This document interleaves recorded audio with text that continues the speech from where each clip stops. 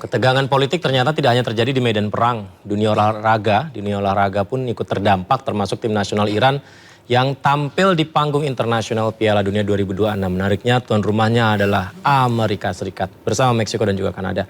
Kita masih bersama dengan Pak Sarki. Pak Sarki, seberapa besar Pak Sarki dampak konflik Iran-Amerika ini terhadap atlet dan tim nasional Iran yang tampil di berbagai ajang internasional termasuk Piala Dunia yang berlangsung sekarang, Pak? Jadi memang harusnya tidak demikian, karena yang kita ketahui bahwa ajang Piala Dunia ini adalah ajang di mana sportivitas diutamakan, di mana soal-soal politik itu agak diabaikan. Namun memang dunia ini adalah dunia itu tidak adil. Dunia itu tidak adil? Ya, jadi memang pada saat kemarin dunia masih unipolar, di mana Amerika menjadi satu-satunya negara adidaya, yang lainnya adalah masih belum. Namun sejak tahun 2017 mulai tumbuh adidaya baru, yaitu China dan Rusia. Kenapa? Karena kemampuan China dan kemampuan Rusia untuk mandiri dan berhubungan langsung itu sudah menjadi tol ukur sehingga mereka dianggap negara adidaya. Bukan saja kemampuan militer, tapi kemampuan ekonomi dan kemampuan untuk mengorganize manajemen hubungan internasional, hubungan domestik, membuat mereka pantas masuk negara adidaya. Nah, namun tetap pengaruh Amerika sangat besar di organisasi-organisasi dunia, organisasi seperti International Monetary Fund, IMF, kemudian World Bank dan segala macam. Yang kenapa sangat besar pengaruhnya? Pertama karena di masa lampau Amerika itu adalah donatur paling besar. Kemudian kantor-kantor itu ada di Amerika. Dan seperti biasa Amerika sebagian daripada negara-negara ekonomi terkuat di dunia, khususnya negara-negara Eropa, itu adalah pemegang hak suara yang akan menyetujui banyak peraturan di dalam IMF dan World Bank.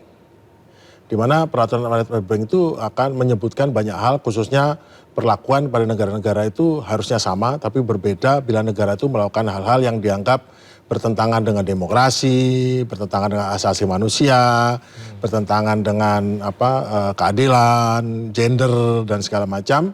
Bahkan terakhir juga ada LGBT soal begitu yang sekarang sudah dibongkar.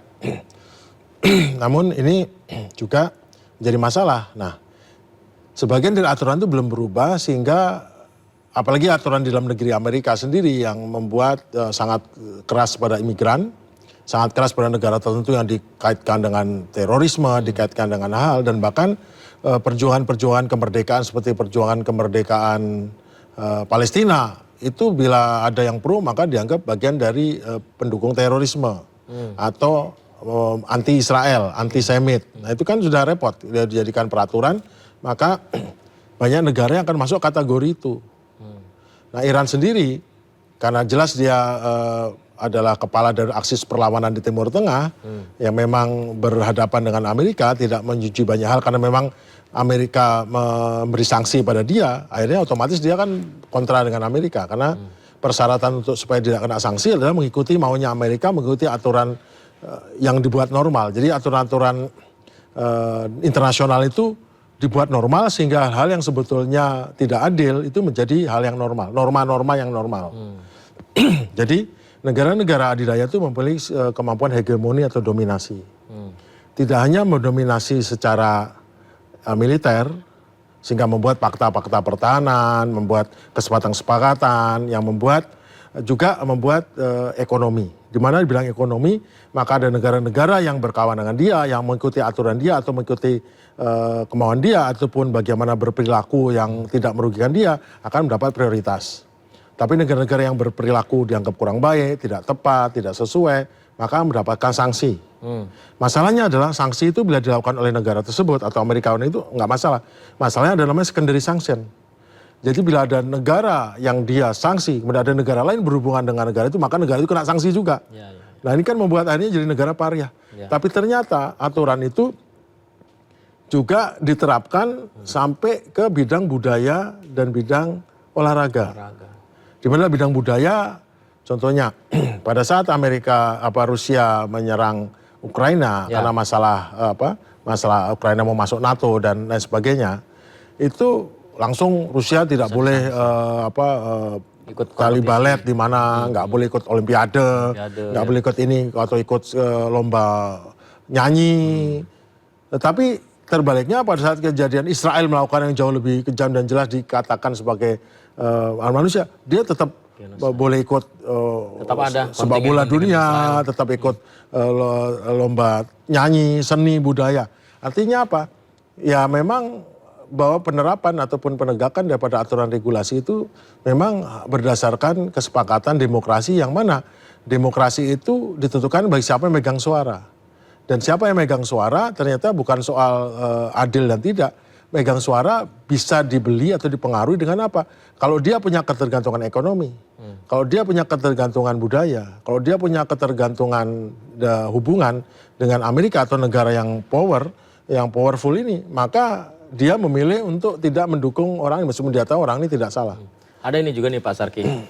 Jadi tim nasional Iran itu tidak diterima untuk menginap di Amerika, padahal mereka bertandingnya di Amerika. Sehingga FIFA meminta tolong Meksiko untuk menyiapkan tempat agar Iran menginap di Meksiko. Jadi latihan dan menginapnya di Meksiko, tandingnya di Amerika. Apakah itu juga bagian dari akhirnya tercampur-campur? Itu bagian daripada diskriminasi, menunjukkan saya punya kuasa, kamu mau apa. Itu arogansi yang menunjukkan gini. Saya juga tahu bahwa tidak semua manusia itu seperti itu ya, Bro Kani. Tetapi kebutuhan untuk menampilkan dalam bidang informasional, kebutuhan menampilkan sikap tegas, sikap antipati, sikap tidak setuju. Bahkan ini bermula dari banyak, karena Iran ini adalah musuhnya Israel. Maka apa yang bisa kita kerjakan membuat mereka hidupnya tidak enak, tidak nyaman, ya ini intinya dari situ. Jadi tahu, kaum pendukung Iran, kaum pendukung anti Israel, anti Yahudi, maka kamu akan diperlakukan sini layak. Jadi dia tidak dianggap sebagai manusia, dianggap sebagai subhuman atau manusia kelas 2, atau tidak selevel manusia. Itu perlakuannya seperti itu. Dan memang juga kan banyak yang demo di Amerika tuh diperlakukan langsung, dan itu sama sekali tidak menganut demokrasi. Kenapa? Ya pokoknya udah aturan, mau apa, kamu dilarang ini, itu keamanan nasional, anti Yahudi apa. Dan akhirnya ternyata terbukti negara demokrasi pun ternyata menghasilkan ketotalitheran. Kita seperti halnya dengan zaman Jerman dulu di bawahnya Hitler kan. Hitler kan terpilih secara demokratis. Tapi oleh Hitler dibawa menjadi negara totalitarian, negara yang ini sama juga Amerika. Sekarang ternyata meskipun sedemokratis apapun dengan sistem pengawasan yudikatif, pengawasan dari DPR, perwakilan rakyat, tapi ternyata bila perwakilan rakyatnya didominasi oleh satu kelompok yang sama, ternyata menghasilkan sama juga menjadi negara yang dominan, yang totalitarian, negara yang tidak memperhatikan kesetaraan, keadilan, dan itu karena keadilan adalah versi mayoritas. Itu yang terjadi. Jadi mungkin memang berat ya, tapi sampai pada satu titik kan ini sudah terbiasa bahwa yang penting ini kan aturannya demikian. Kita ada aturan ya, memang sudah aturan begini ya, karena Iran dia mendiskriminasi wanita. Masalahnya kenapa Iran diskriminasi? Kenapa enggak Qatar ataupun Arab Saudi, yang Arab Saudi malah perempuan baru boleh nyetir berapa bulan lalu. Di Iran sudah dari sejak lahirnya wanita udah nyetir atau apa. Hanya soal nonton bola. Emang di Saudi boleh nonton bola kan enggak juga. Tapi memang keadilan standarnya ganda, memang seperti itu. Ya saya kira Iran juga paham, tapi sekarang itulah makanya banyak negara di dunia ini timbul BRICS ya, negara-negara Brasil, Rusia, India, China, dan South Africa bergabung, negara-negara Global South tidak setuju dengan ini, karena pada akhirnya dia tahu bahwa ternyata aturan internasional, norma-norma yang dianggap normal, itu ternyata dalamnya mengandung ketidaknormalan. Yang dipaksakan dianggap normal-normanya, sehingga banyak orang yang menjadi setuju. Kalau contohnya, Amerika nyerang Iran, kenapa? Iran kan mendukung terorisme, mendukung ini. Dia terorisme apa? Itu Hezbollah. Hezbollah itu kan kelompok perlawanan bela Palestina. Hamas bela Palestina. Lah emang Palestina nggak boleh ini, nggak boleh bela diri, nggak boleh memperjuangkan kemerdekaan. Loh, kan sudah biasanya udah nggak mau ngomong lagi karena dia tahu kemerdekaan, tapi nggak mau. Kenapa? Di hatinya pokoknya Amerika menang udah gini. Kenapa? Karena dia tertanam oleh indoktrinasi melalui media massa secara bertahun-tahun, sehingga yang dia cocok itu dia nggak menerima kenyataan lain. Ketidakadilan bagi dia itu hal yang wajar. Kenapa? Ya emang harusnya begitu dunia. Maksudnya Amerika harus benar, yang lain yang salah. Amerika penjajah gini. Nah, jadi itu adalah, makanya itulah pendidikan, indoktrinasi. Itulah sebabnya kenapa Trump sendiri membubarkan USAID ya. USAID itu bertahun-tahun kan banyak negara memberi bantuan seperti ke Ukraina juga, tapi selama memberi bantuan dia memasukkan ke dalam kurikulumnya Ukraina untuk anti Rusia, Rusia itu jelek, Rusia ini, iya seperti itu. Sama kayak di negara-negara Asia Tenggara dulu pada zaman anti komunis kan, wah itu kurikulumnya semua seperti itu ya. Mungkin kita lihat itu benar-benar saja, tetapi kan sekarang sudah bertahun-tahun kemudian, sekarang ya nggak bisa kita menggunakan framing atau agenda setting ataupun propaganda untuk merubah pikiran orang untuk menjadi tidak adil atau menjadi tidak apa? Menjadi memihak dengan merasa benar pihak ini hanya karena itu adalah norma yang dianggap universal. Itu. Pak Sarki, dalam sepak bola adil itu juga menjadi isu yang diutamakan. Fair play yang selalu digaungkan FIFA ya Pak ya. Terus ada beberapa kali momen ketika pertandingan berlangsung dengan berkualitas, kemudian pemain bisa menunjukkan betapa ini bisa fair, menjadi persatuan begitu. Mungkin nggak Pak sepak bola bisa meredakan ketegangan Amerika dan Iran? Ya selama FIFA bisa menegakkan itu ke bawah ya. Tapi FIFA sebagai badan dunia yang berada di pengaruh dari IOC, di bawah pengaruh lainnya, apakah dia bisa bertahan dari hegemoni Amerika? Nyatanya FIFA diam saja nih soal Iran melakukan seperti itu. Karena ada alasannya, ini loh aturannya, kenapa ini, saya udah bagus loh, orang Iran boleh masuk udah bagus, ini aturannya loh, dia bagi, ini dasar aturan. Padahal jangan lupa, Rubio pada saat masuk Cina, kan nggak boleh, kalau dia ganti nama ya? Disanksi, sama Cina dengan mudahnya diganti namanya atau diganti penulisannya, langsung boleh masuk. Iya. Nah itulah Amerika tidak punya, bukan Amerika, ya orang-orang sana tidak punya keluasan itu, pokoknya. Nah sementara kita di Asia atau Global South, hidup itu berjalan tidak itu lebih rileks, lebih ini, dan kita tidak seperti itu kaku-kakuan. Karena bagi mereka, saya nggak tahu kenapa orang, contoh seperti Yahudi itu pokok segalanya kenapa? Ya karena itu ditanamkan di bawah Yahudi itu, mau Yahudi berbuat apapun, seburuk apapun, kita harus bela. Kenapa? Karena itu Yahudi. Kenapa begitu? Karena dia utusan Tuhan, karena itu larinya langsung ke agama. Itu hal-hal yang seperti itu tuh, padahal dia menentang karena itu radikal, itu Iran itu radikal ya. Mullah itu radikal. Dan di sini dia sendiri juga radikal, bela suatu hal yang tidak adil, yang melanggar kemanusiaan, yang melanggar asasi manusia atas nama Yahudi dulu teraniaya, itu kan juga radikal, sikap radikal. Cuman karena tidak ada yang melabel itu radikal, dia nggak bisa radikal. Ya tinggal tunggu aja. Nanti kalau sudah dunia udah berubah menjadi agak seimbang, maka yang radikal tetap radikal. Maka itulah pentingnya sekarang kenapa dunia ini menjadi tidak dikuasai hanya satu sisi, tetapi memiliki banyak pilihan, banyak pendapat yang bisa di-sharing sehingga kita menjadi lebih bijak, menjadi lebih jangan sampai terjadi seperti ini. Ada orang sepak bola atau nggak boleh tidur ataupun di tempat itu. Ya. Bayangkan kalau nanti para pendukungnya nggak bisa ikut masuk, maksudnya pendukung seperti tukang bawa bolanya, tukang bawa ini, lah terus bawa barang sendiri. Ada beberapa dari official Iran dan juga penontonnya Pak, itu tidak diperbolehkan untuk menonton langsung di Piala Dunia 2026 Pak. Tidak ada tiket salah satunya juga kepada supporter Iran. Kan? Iya, itulah makanya.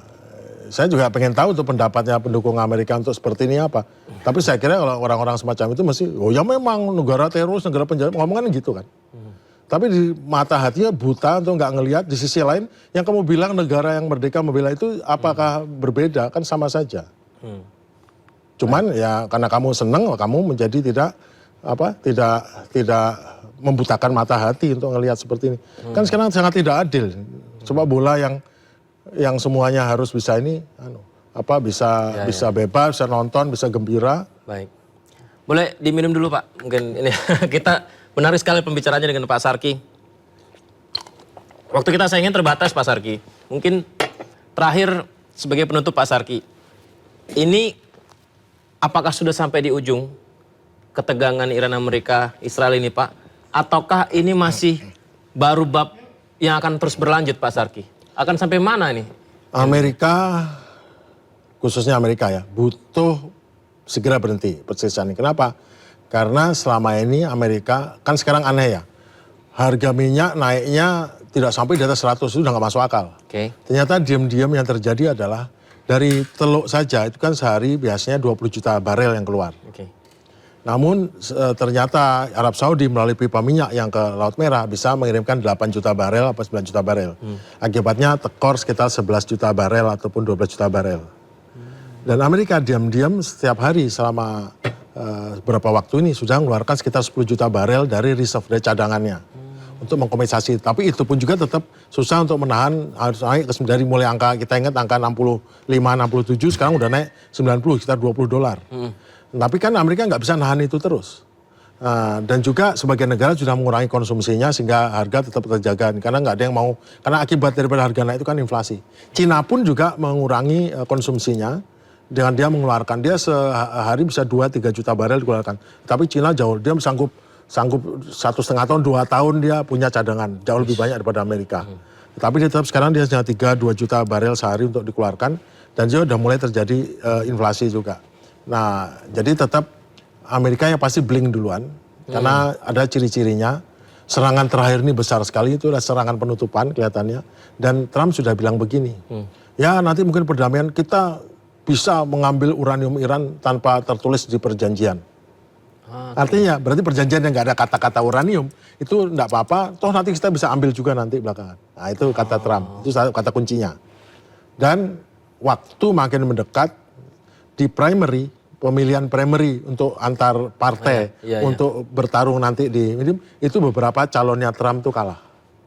Rakyat Amerika khususnya beberapa dia sudah menghukum Trump dengan calonmu di Partai Republik itu kalah, yang di endorse sama Trump kalah.